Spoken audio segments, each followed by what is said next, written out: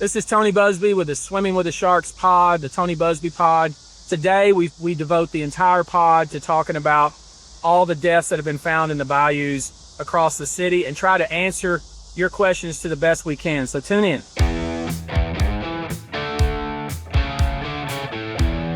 Okay, we're out here at Buffalo Bayou. You can see the bayou right behind us. Kind of a somber podcast. I'm here with our typical cast of characters. We got, of course, sidekick Cosby or Cosby or Colby. Just whatever we call him. We got the technical czar and the cultural guru, Robert, who set up out here. We're very close to downtown. You can see downtown from here, and we're underneath several different freeways. We're here at Buffalo Bayou to bring attention to a situation that's going on across the city of Houston, and that, Colby, that's the 23 bodies that have been found in the bayous of Houston. 23 bodies. This is a body pod, and they continue to pull these things out seemingly every day. Well, that's one thing I want to remind people of, because, you know, sometimes we do a lot of things in jest. Sometimes we crack a lot of jokes. We have a lot of fun, but you know, you're talking about 23 human beings found in these waters behind us, and they go all over the city of Houston. That's 23 different people with 23 different personal stories. That's 23 families, 23 groups of loved ones left behind. And so I think people should care. I think we care. I think you care. I think the technical czar cares. And most people just want to know, what in the hell's going on? Is this normal? Is this some sort of anomaly? And so we put the team on it, and you put some of the people on it. Yeah, we've been doing research, and it's really weird because you'll say, hey, you know, these numbers aren't that far off from maybe the year ago or the year before that, but that doesn't mean that it's normal, right? Even if you're finding 23 to 30 bodies a year, maybe there's not a serial killer with a huge uptick, but that's a ton of bodies. And no one really knows why these folks are here. And there seemingly hasn't been any answers. They try to investigate or run forensics. It takes forever. There's a lot of unanswered questions here. And so we're going to get to those unanswered questions. But before we do, I want to tell you all and say to the team here and to the viewers, thank you. 1.4 million views. The number one podcast in Houston, soon to be the number one podcast in the state of Texas. There's a lot of imitators and a lot of haters, but, you know, we're going to keep doing what we're doing. And today we're going to address the 23, really, and we'll talk about, it's really 24 bodies that have been found in the bayous of Houston. But before we do, Colby, as we always do, and this is kind of an abbreviated pod, we've been making a joke that it's the Bayou Body Pod, but the Body Pod. Yeah, but it's not a joke. I want you to read some of the comments we've received, and maybe I'll comment on them. Yeah. Okay, here's one. This was from Instagram. Tony, you're the only man who can catch and kill this murder. Okay, well, whoever said that, you got a lot of confidence in me. First, we don't know it's a murderer. Right. And second, I'm not in the business of catching, and I'm not in the Marines anymore, so I'm not in the business of killing. But I appreciate that. Guys got a lot of confidence in you. I appreciate the confidence. What else we got? All right, here's another one. This was a comment in our last pod. Look at Tony, cheap kit microphone with a $400,000 watch and a $100 cigar. He's really coming at some of the pod equipment. I think he's not attacking me, and I think he's trying to stroke me because I had a fancy watch. Yeah. And he's trying to stroke because I smoke these cigars, although I don't think this is actually a $100 cigar. What is it, more a $25 cigar? It's about a $20 a piece. But he apparently doesn't like our equipment, and that would be an attack on the czar. On the czar, right? That's an attack on the czar. God, that's czar's lane. And let me tell you something: when you attack the czar, you better. It's kind of like taking a shot at the king. You better kill him first blow. Yeah. Because he's going to come. Yeah, the czar's not on camera often, but let me tell you something about the czar. Guy doesn't really mess around. No.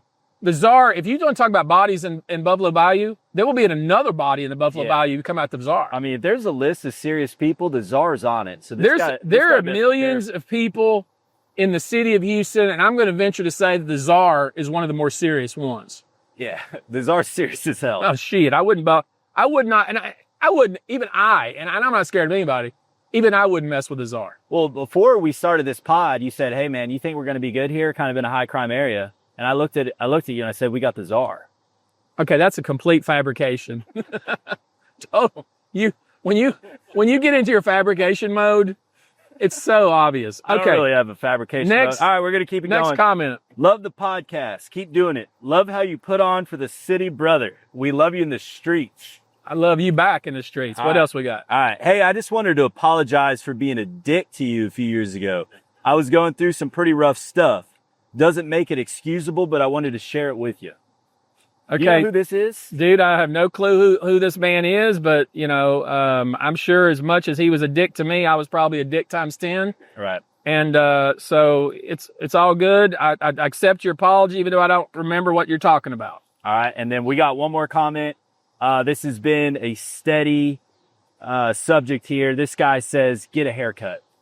That comment I have seen at least 30 times. Yeah. And let me tell you something. All you hair challenged people out there, I'm not challenged. And here's what I say. As I comb my hair back, I can grow hair, okay? And can grow it as long as I want to grow it. And I don't give a damn what anybody says. The only person I care about how I look is my wife. And she's one of the hottest women in the confines of the city of Houston and the state of Texas. And she likes my hair. So suck it. Okay, there it is. Okay. All right. To keep the comments coming, every now and then, because it's fun, we pick a few, we curate the comments. I mean, there's some comments that aren't worth responding to, and there's some haters out there and people taking shots. We don't mind that. In fact, we kind of like it. I like going through them. Yeah, it's fun. But anyway, think of me like this, Colby. Okay. Imagine out here on this water. Right. There's a duck. Okay. And imagine it's raining, just pouring down. Mm-hmm. Hurricane force waters. Okay. Coming down on the duck. Right. The duck just keeps swimming. He doesn't get wet. He's not even bothered. He's not even bothered by it. In fact, he's in his element. So when these people throw shade, when they talk shit, I'm like the duck in the water, man. I don't get wet, and I actually appreciate it. Doesn't faze me. All right. So we typically would do a segment of the things that kind of irk us. And my God, I got a long list of them. Yeah, I got we could do that segment for a year. I could do that nonstop for 365 days.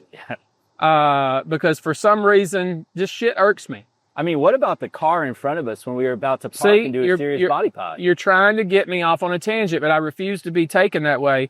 I don't have time for that, because I do want to say this.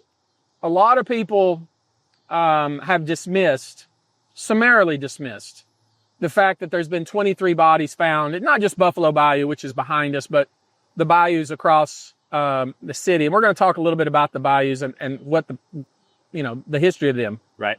But some people just say, just completely dismiss, oh, it's 20, 23, 24, 25, whatever the number is. Well, there's no evidence. Okay. That kind of irks me, because I think most thinking people say, I want to know, I want some answers. If you're intellectually curious, you want to know answers. That kind of irks me. And a lot of people talk out of their asses. I mean, I think the other side of that is, they find a few bodies. I think they found 6 in a week or something. They found 6 in the last 2 weeks of September. And the first thing people yell is serial killer. That doesn't irk me as much as the people that dismiss it. Mm-hmm. But it's still probably not the way to look at things. But I can say, people would rather criticize and talk out of their asses instead of thoughtfully looking at and doing what we're doing, which is we just did the work. Yeah. I mean, we're boots on the ground. We're here on the bayou. We had multiple members of the team looking into this for hours, running a lot of research and numbers here. I mean, we're doing something.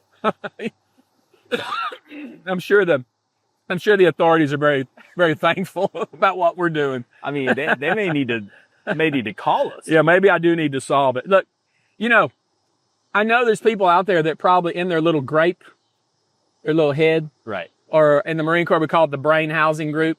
They probably got some pithy things to say, some smart ass remarks, here's what I would suggest. Just save it. Save it. But what I did do, and I got a ton of questions. I asked, hey, general public, what are your questions?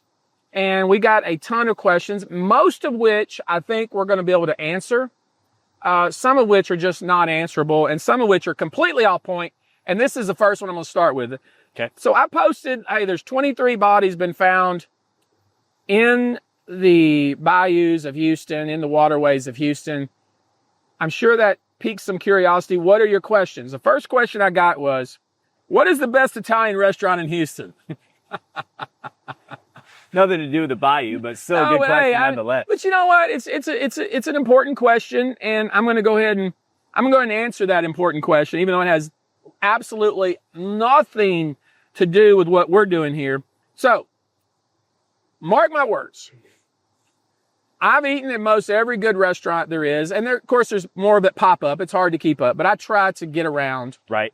I don't go to Katie. I'm not going to Katie. I'm not going to Katie. I rarely get outside the loop. I mean, it's dangerous out there. Hard for me to even get you in the Heights. No, I don't like to go to the Heights. I consider the Heights a little bit sketchy. Right. But I will every now and then, if there's a restaurant that people keep talking about, I'll go out there. Yeah. Me and Francis will go out there. I'll go out there. So the best Italian restaurant in Houston. I can't nail it down to one, but I'm going to give you a few. Okay. Amalfi. Okay. Now you got to go outside the loop, but Amalfi, that's a really good Italian restaurant. Copa, that's in Rice Village, a little far for me, but I'll get over there. DeMarco's, really great place. Amore, another place, I think it's on Shepherd. And then, of course, the one I go to almost every single day for lunch, La Griglia, or some people say La Griglia. That's one of the Landry's restaurants. It was Tony's, Valone started it. It was purchased by Tillman Fertitta and Landry's, but now it's moved over to Dallas. Still a great restaurant. And then, even though I don't know if people consider it anymore a classic Italian, it is a classic Italian restaurant because it serves a lot of pasta. And maybe Donna, the owner, would be mad at me if I said I didn't consider it when I thought about Italian restaurants. I didn't think about this restaurant. Mm-hmm. But I'm going to put it on the list because it is an Italian restaurant. Tony's. There you go. I like Tony's. You're a big Tony's guy. If you had to go to one of those spots, if you're going on a date night with Francis and you could only pick one, what would you pick? Well, since I go to La Griglia almost every day. That's more your lunch spot. That's my lunch spot. Tony's is more of a place for celebrations. Okay. So if it was a special occasion, I would go to Tony's. If we were just kind of, going to an early dinner and catting around town, we'd probably go to Copa because she likes Rice Village. And then Amalfi, because I think they have some of the best pasta in town, probably go there. And plus I know the owner and the head chef pretty well. And he came out to Francis Farms and cooked for us and taught me how to make some pasta that I ate when I was on the Amalfi Coast. So, I mean, you can't go wrong with any of them. So let's get down to business. All right, let's get down to business. First question. This is one question many people ask me, and my wife asked me as well. Why in hell are you so interested in this? In the Bayou murders. Yeah, why are you you keep saying murders. The Bayou bodies. The Bayou bodies. We can't even say murders because we'd be jumping the gun a bit. So why? And so the question I come back at is, why the hell aren't you? Right. Like, why aren't you interested in this? These are bodies being pulled out of the waterways of our city. It would seem to me that you would be interested. I'm interested because I want to know if this is some sort of something weird going on, or if it's just normal. But when I even say normal, how can that be normal? I know normal's not the right term. I mean, when you're saying normal, it's because there's 20 plus every year, but that's still an issue. And that brings up the next question.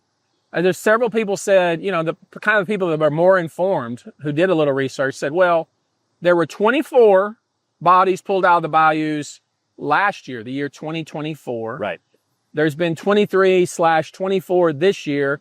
So it's, quote, normal. And I would say, does that mean you don't worry? Does that mean we don't worry about it?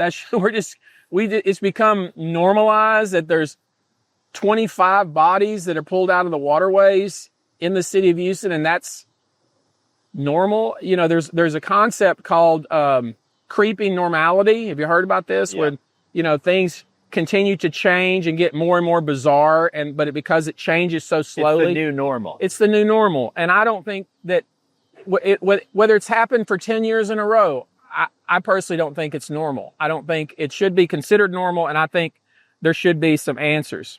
So my personal questions, and we'll get to some of the more specific questions, is why are the authorities so slow in providing us information? It's very slow, and I'm sure there's some safeguards that they have to go through, but it's making people suspicious. People are naturally suspicious of the government, and for various reasons. I'm not a conspiracy theorist, but I can understand how people would be like, why don't we have more information? Why is this not published? You know, the Chronicle, I made a comment, you know, the Houston Chronicle, our hometown paper, finally got off its ass and started looking into this and has provided, I think, some useful information. Right. But I still wonder, why are the authorities so slow? Very slow. And then probably a more technical matter, why are the autopsies and the forensics on all this so slow? And some people have suggested, well, it's slow because, you know, the World Cup is coming and they don't want to cause, a panic. And I don't think that's it. I just think it's normal government incompetence. Well, when I was doing the research on some of this stuff this week, I couldn't find the cause of death for a lot of these folks, or it would say it was pending or still under investigation. Some of these people passed away in March. And I was thinking to myself, like, what if I'm that guy's father and it took 6 or 7 months to learn why he was actually dead and I still didn't have an answer? Yeah, I mean, it's a legitimate question to ask, why are we getting information at a snail's pace? Right. Why do we have to rummage around, go to the various public sites, publish data, and try to put together a spreadsheet? Why do we have to do that? Why is there not someone who's doing that for us?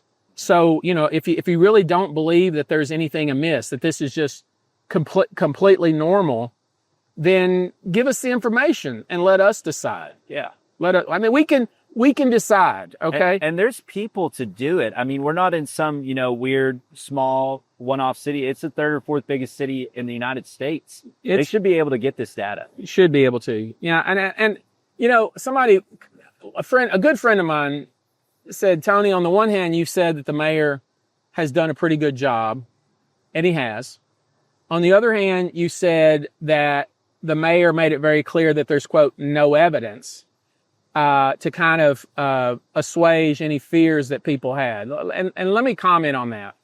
If I'm the mayor of this town, unless I had absolute evidence that there was connection to some of these deaths, I wouldn't speculate that there was. Right. That's the last thing as a public official you want to do. But I do think that he should have somebody that's more forthcoming about what the data is and let us draw our own conclusions. I think standing in front of a group of people and on the news and being quoted as saying there's no evidence that any of these deaths are related, that there's no evidence that there's any connection, that's misleading, just as if I were to say these are connected. Yeah. That's just as misleading because they don't have any evidence. That's the point. I have his quote here. This is what he said. He goes, "There's no evidence there's a serial killer loose on the streets of Houston. If there was, you would hear it from me first." Okay. And I do believe that if he had evidence that there was a serial killer on the loose, as he said, in the city of Houston, that he is the type of guy that would tell us that. Right. And he would go about trying to find this person and put them in jail. But that's still, with all due respect to him, because I have great respect for him, that's misleading. Yeah. Because what he should have said is, there's no evidence of a connection. There's no evidence of a serial killer. But the truth is, we don't have a lot of evidence either way. I know. And then what does evidence really mean? And how much does he need to say, hey, look, there could be something here? I mean, we're all smart enough to know that the evidence is there's 23, maybe 24 bodies found either on the banks of or in the Buffalo Bayou and the Whites Bayou and all the other bayous. That's evidence. in 6, I mean, almost 30% of them came in like a 2 or 3 week stretch. So things are really picking up here. In a court of law, that would be considered evidence. Now, what is that evidence of? You know, that's what we have to decide. Okay, so a lot of questions. We're going to get to them specifically, but the questions were there missing person reports? Where are these people from?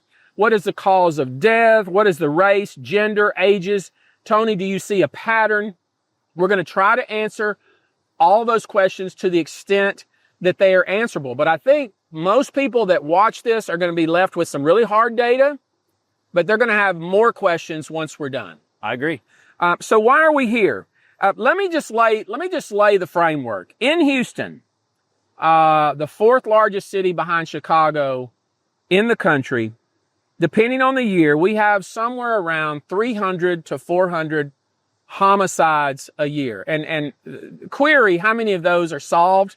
Not a lot of them. Not a lot of them. And just, I'm not a criminal lawyer, but you know, I've done some criminal cases, and you know, I understand how things work. Right. You know, it's hard to solve a murder. If the murderer is not somebody in the immediate family or somebody that the victim knew, it's really hard.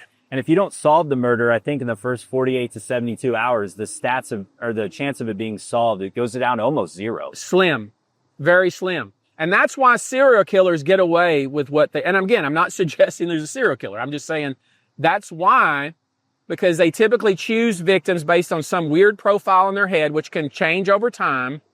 And it's random people that they kill. Right. It's no relation. Yeah. And even though on TV we see, you know, they leave some sort of special mark or they do it some special way, that's typically not how they do it. Now, a lot of times they may choose a specific profile of a victim. A demographic. Yeah. Yeah. But again, it's super hard to solve a murder. Mm-hmm. And it's super, super, super, super hard, unless they really screw up or make a mistake, to solve a serial murder. Right. And typically, if the serial killer doesn't make a mistake, because it's typically a he, gets better at it as he goes along. Yeah. Unless he screws up. So, but just to put it in context, in the year 2024, there were 322 murders in the city of Houston. 2023, that number was somewhere in the 330 range. I think the mayor is correct when he says that crime is ticking down. Right. But let's focus, now that we got kind of the backstop of 300 to 400 murders a year in this city, now let's look at how many drownings there are. It's almost impossible to get data on pool drownings. Right. Because obviously a lot of people around have swimming pools or hotel pools, but it's very few. It's few. I was looking at studies today, and I saw that it was between 40 to 50 drownings in state of Texas as a whole, and in the greater Houston area, probably close to maybe 15 or 20. So it's a smaller number. I think that's right. I think any drowning that happens at a local HOA or happens at a hotel, there's usually litigation involved. Right. And even if it's a guest at someone's home, there's typically litigation involved. But even though you have that, it's very hard to track that data. But I only give this information to kind of set a framework of what we're going to be talking about. I think a real good thing to look to is Galveston gets hundreds of thousands of visitors every year. In Galveston, the Galveston Beach Patrol reports that there's only about 6 to 8 drownings per year. That's the average. So you got to juxtapose that against what we're finding, the drownings that we're finding here.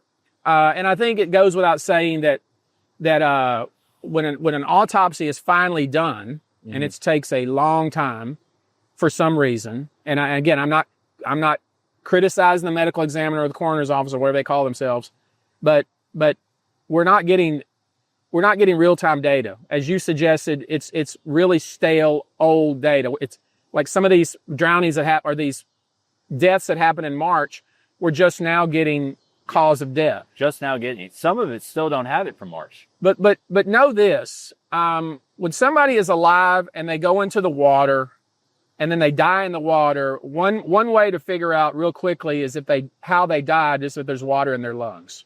Mm-hmm. If there's water in your lungs, that typically means, again, I'm painting with a very broad brush, but that typically means you were alive before you went into the water. You were alive before you went underwater. Before you went underwater, and then you sucked water into your system. A lot of ways they figure out that somebody may have died before they went into the waters. There's no water.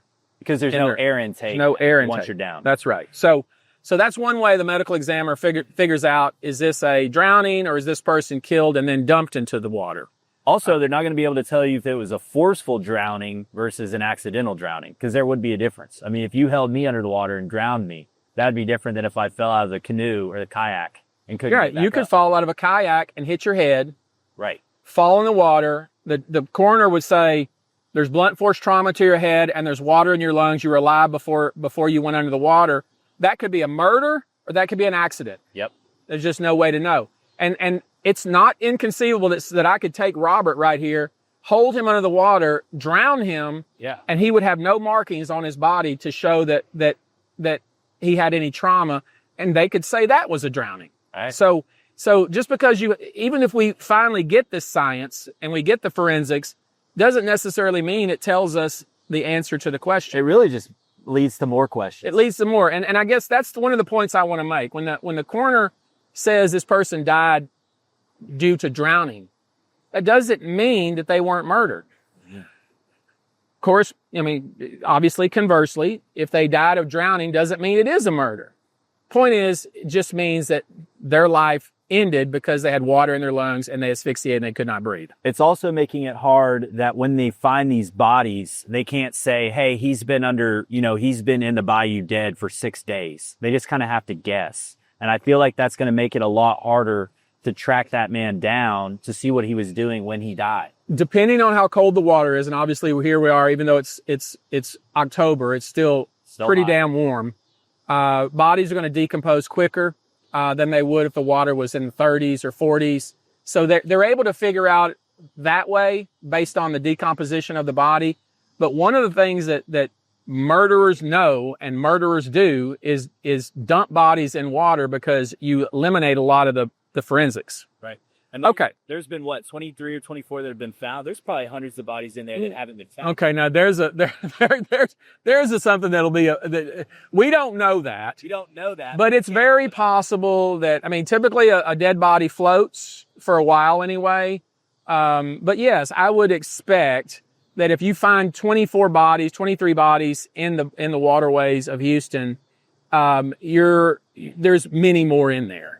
Many more. And again, I know I think he's potentially many. All right. So just to give us an understanding of the city of Houston, because I didn't realize this until I ran for mayor in this town. There are 670 square miles in the city of Houston. Yeah. It is a huge, huge city. There are, according to some of the authorities, 2,500 miles of waterways. Now, that's not the main ones. That's not the main bayous, but that's the tributaries into the bayous, everything, the drainage ditches, etc. So the main bayous, of course, Buffalo Bayou, which is the one behind us, even this one alone is 53 miles. Brays Bayou, you may be familiar with that one, is 31 miles. White Oak Bayou, which runs over in the Heights, I think, is 25 miles. Sims Bayou is 23 miles. Carpenter's Bayou is 12 miles. And while we're on the subject, I got a little criticism about the way I say bayou.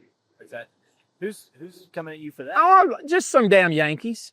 How do they suggest you? Bayou? Oh no, it's a bayou. Thank you very much. And just like for reference here, I mean, we can see our building here. We're right next to downtown. This bayou here goes all the way to the ship chain. I mean, these things are long. Right way. Yeah. So when we think about it, as we're getting to the crux of the matter, of the major bayous, there's 144 miles. But with all the various waterways that lead into those bayous, it's 2,500 miles. So, according to published data, there have been 23 bodies taken out of the bayous of Houston. But I'm going to suggest, and I think you're going to suggest, that number is greater. Yeah, I think the number we're seeing, 23, I think that's significantly low of the real number. Okay, I'm not suggesting the speculation of if there's, you've said that 3 times now. Jesus, you're like Chicken Little. Take it easy. All right. I want to focus on the one that was found in a cooler. Tell me about that. Yeah, so they're the Chronicle just reported on this, I think, in the last 5 days, that the 24th body, if you want to count it as the 24th, was a female, young female, was found chopped up in a cooler on the embankment of a bayou. Did they find that death is natural causes? Was that a death based on natural causes? I don't know. I guess. I mean, I'm just gonna go out on a limb here and say that's a murder. That's going to be a murder. I'm gonna go out on a limb and say that's a murder. So that would be number 24, and you're saying that body was found in a cooler. Chopped in a cooler, and the cooler was placed next to the bayou. Wow. Okay. Number 24. Well, let's hit some of these. What? Near the bayou. How close? We're not totally sure. Well, it says near the bayou. Colby's talking about it was down on Galveston Island. I think it was spitting distance from the bayou. So you decided it was spitting distance. Okay. At the point, there's a lot more bodies that we don't know. Yeah, and obviously, if there's any bodies found on the banks of Buffalo Bayou, I guess they're not counting those. Well, and I mean, we're not going to get any good intel on number 24 for months, so it's going to be tough. All right. Well, I'm not going to go through. I'm going to post. I'm going to post on our site a list of the 23 individuals, and I'm going to give you some basic information. 3 of the 23 are so far unidentified. Right. Many of them have been found in either Buffalo Bayou, Brays Bayou, or White Oak Bayou. One, the unidentified one, found in September 26, is under the bridge near the University of Houston downtown, which is right almost where we are. Right. And then when we talk about the stats of these deaths, 21 people of the 23 were male. I think the 24th one in the cooler was a female. A female, I believe. So of the 24, there'd be 3 females and 21 males. Identified, there's 20 that are identified, or 21 that are identified, 3 unidentified. So 87% are identified. Right. The average age of these individuals that have been found is 41 years old. The youngest, 14. The oldest, 69. Now here's where the rub is. Only 11 of the 24, let's say 12 of the 24, half of them, there's a cause of death. And out of those 12, half of them are drowning, which you just talked about. Does it? Is a lot of questions. So 6 of them are confirmed drownings. Now, I just want you to look at this bayou here. Now, obviously, there's a lot of places across the city of Houston that do not have kayaks coming by and bicycles and people walking, and so it's very possible that you could drown because if you went down those steep banks and you couldn't get back up, and let's say you were intoxicated or you had some mental issue, I guess that's possible. But only 3 of the known causes had any sort of alcohol or any sort of drug in their system. Right. 9 of the cases are either undetermined or pending, and I don't even understand what that means, because if they drown, we would know they drowned. Yeah. So that almost suggests that they died and then they were put into the bayou. And the timeline doesn't make sense either, because some of these undetermined or pending are folks that were discovered long before other ones that we have a cause of death. Let's be clear, I don't think any of these bodies, and anyone is suggesting that these are bodies found from years ago. These are all recent deaths. So 6 confirmed drownings, 3 of which had some sort of substance toxicity, 9 undetermined or pending. 1 had either a cardiac or medical issue, but again, you could have a cardiac issue. Somebody could be doing something to you and cause a heart attack and then throw you in the water. So it didn't really tell you the answer. Uh-huh. And then 1 had blunt force trauma. So basically, of the information that we've been provided, we really have nothing. Nothing. We have nothing. Some were alive before they went in the water, and some we don't know because it just says undetermined. So maybe they were, maybe they weren't. So no one can look at the information that we've just provided and say, there's no evidence that one or more of these are related. There's no way to say that. I don't think anybody could say that. We know there was a cluster of 10 cases from January to May. There was a cluster from June to August of 6 cases. And then just recently there were 7 cases. And I think that's probably what gave rise. That's why I started commenting on it. And I think once I started commenting on it, I think that's why the Houston Chronicle kind of got involved. And many people have asked about we've talked about the age. There is no particular age. It's not like all young men, all old men. The age ranges from 14 all the way up to 69. So let's focus on race. Again, with regard to race, we know that 13 were African American, 4 were Hispanic, 4 were Caucasian. Right. So there's really no pattern there as well. So I don't see, based on the data that we've collected, any pattern in age, any pattern in race, and there's literally not enough evidence about the cause of death to draw any conclusions other than where is the information and why aren't we getting off our dead lazy asses and getting the information?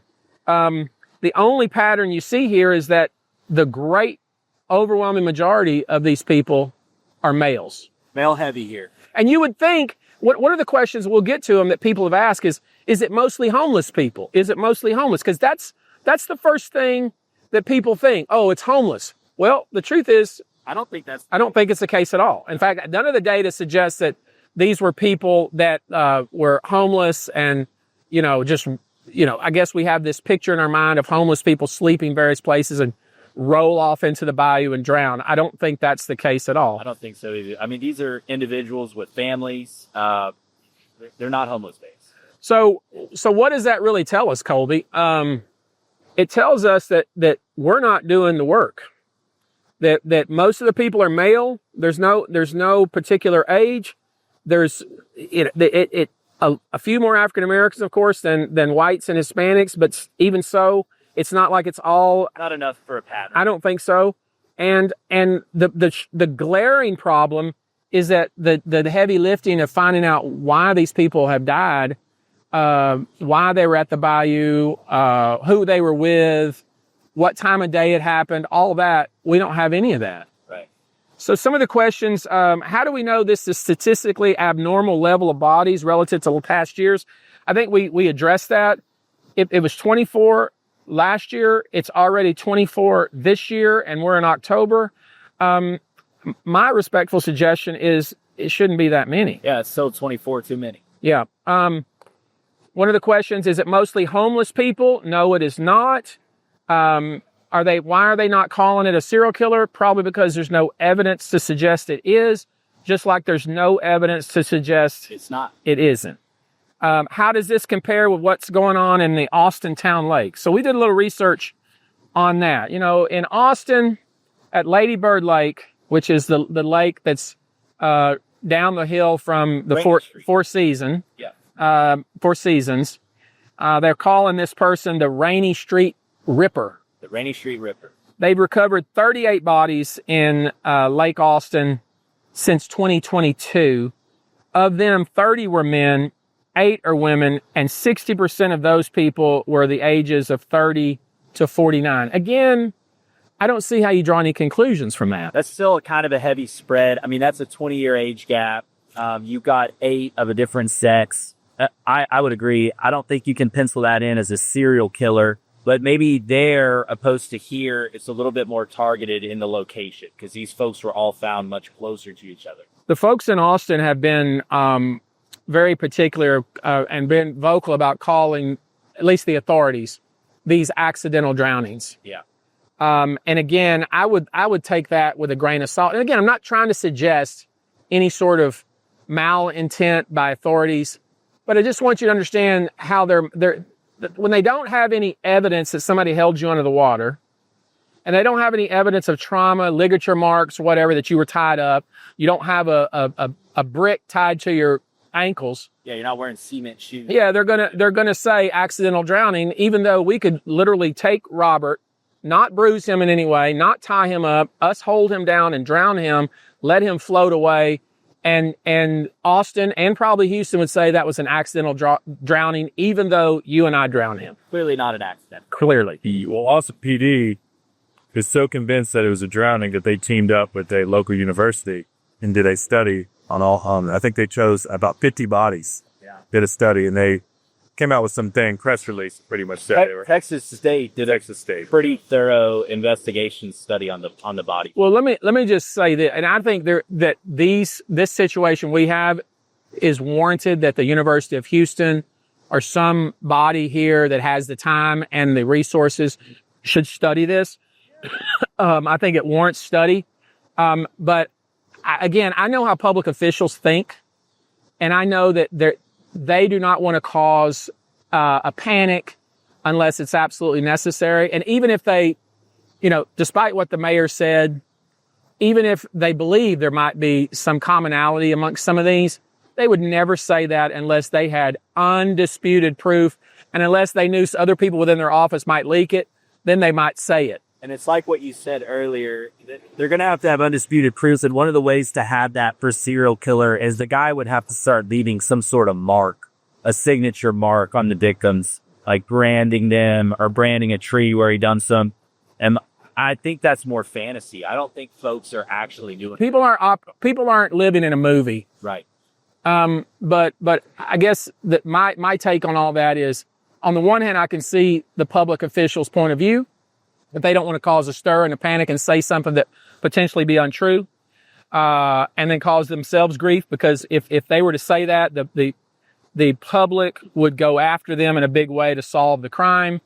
On the other hand, they're just happy to let the impression that's out there that this is just a bunch of homeless people that are just, bottom of our society. I disagree with that approach as well.